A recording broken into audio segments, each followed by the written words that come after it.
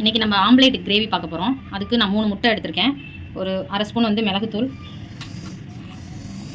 ஒரு 1/4 ஸ்பூன் வந்து சால்ட்டு.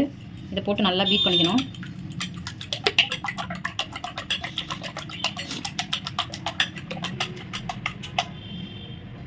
இப்போ நம்ம தோசைக்கல்ல எண்ணெய் ஊற்றிட்டு இதை வந்து அப்படியே நம்ம போட்டு எடுக்கணும்.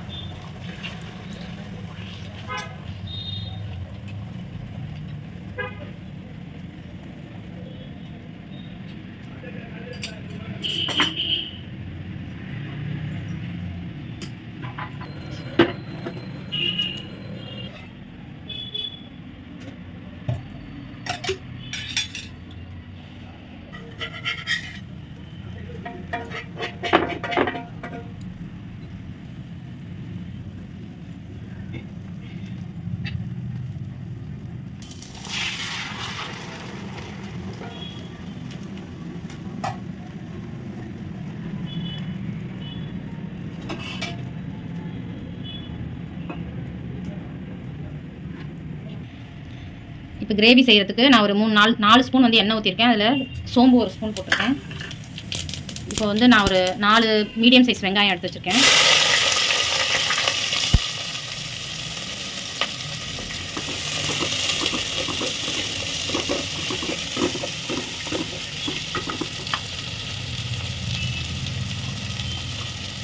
இப்போ இந்த வெங்காயம் வதங்குறதுக்கு கொஞ்சம் வந்து உப்பு போட்டுக்கிறேன்.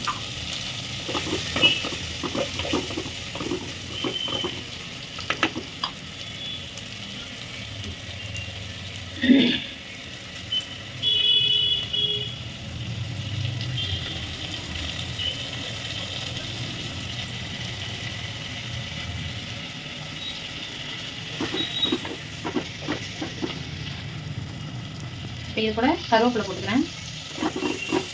இது நீங்கள் வந்து சாதத்துக்கு, சப்பாத்திக்கு எல்லாத்துக்குமே சாப்பிடலாம்.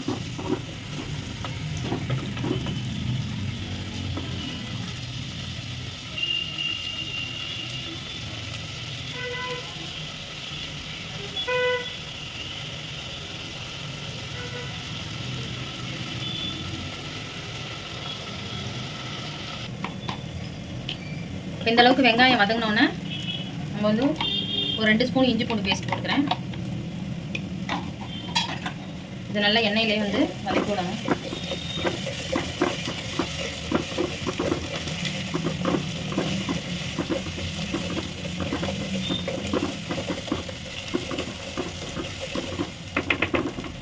நான் ஒரு இதில் பெரிய தக்காளி 2 எடுத்து வச்சுருக்கேன்.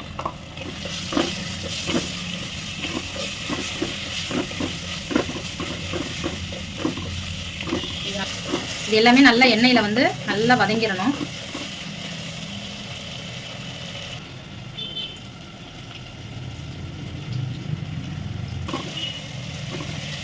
நல்லா இந்த அளவுக்கு வதங்கினோன்னே நான் 1 ஸ்பூன் மிளகாத்தூள் எடுத்து வச்சுருக்கேன். 1.5 ஸ்பூன் மல்லித்தூள், ஒரு அரை ஸ்பூன் கரம் மசாலா,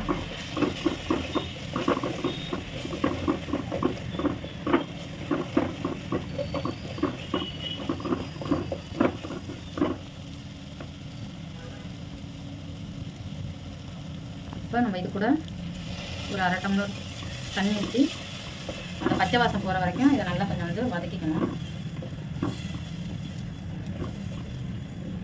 உங்களுக்கு தண்ணி எவ்வளோ தேவையோ நீங்கள் அவ்வளோ தண்ணி ஊற்றிக்கங்க.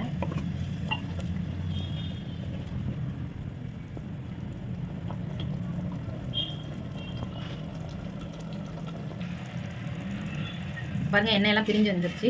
இந்த அளவுக்கு இதானோன்னு நான் வந்து முட்டையை வந்து போட்டுட்டு இந்த மாதிரி கட் பண்ணி வச்சுருக்கேன். பாருங்கள், இந்த மாதிரி கட் பண்ணிக்கோங்க. இது கூட இதை போட்டு மிக்ஸ் பண்ணிவிட்டு ஒரு 5 நிமிஷம் அப்படியே சிம்முலேயே வச்சு லைட்டாக அது பண்ணால் அது போய் அந்த கிரேவியெல்லாம் கொஞ்சம் நல்லா செட் ஆயிரும். இதுக்கு மேலே மல்லித்தழை தூவி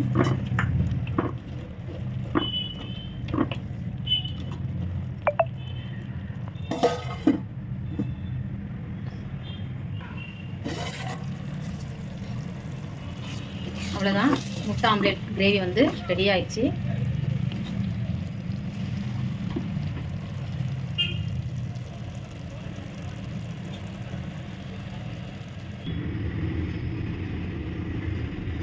முட்டை ஆம்லேட் கிரேவி ரெடி ஆயிடுச்சு. அடுத்த டிஷ் அடுத்த வீடியோவில் பார்க்கலாம். ஷேர் பண்ணுங்கள், சப்ஸ்கிரைப் பண்ணுங்கள், லைக் பண்ணுங்கள்.